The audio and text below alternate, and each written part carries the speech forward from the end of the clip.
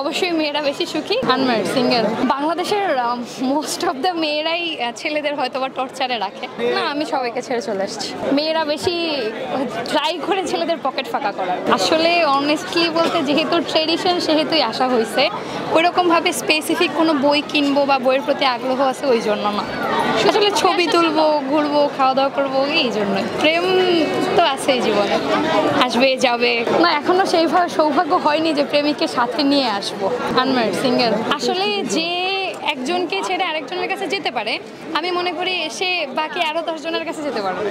আপনি কোন গোলাপটিকে বেছে নেবেন? Red, white, black? আচ্ছা, আপাতত ব্ল্যাক বাসবো, কারণ বাংলাদেশে ব্ল্যাক গোলাপ অ্যাভেলেবেল না, এই জন্য। জীবনের মানে বেঁচে থাকতে হলে খুব বেশি টাকা পয়সার দরকার নেই, সীমিত টাকা পয়সা হলেই মানে জীবনটা অনেক বেশি সুখময় করা সম্ভব। সেক্ষেত্রে সুখটাই আসল।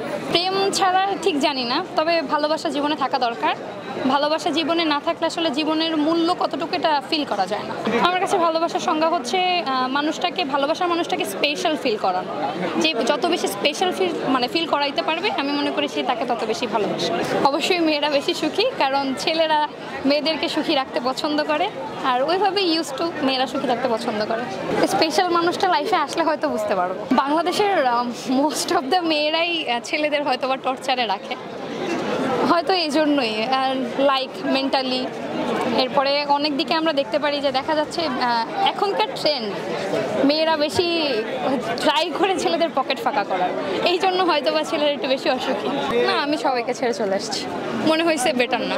স্বপ্ন হচ্ছে একদিন প্রতিষ্ঠিত হব, বাবা মার ইচ্ছাগুলো পূরণ করবো।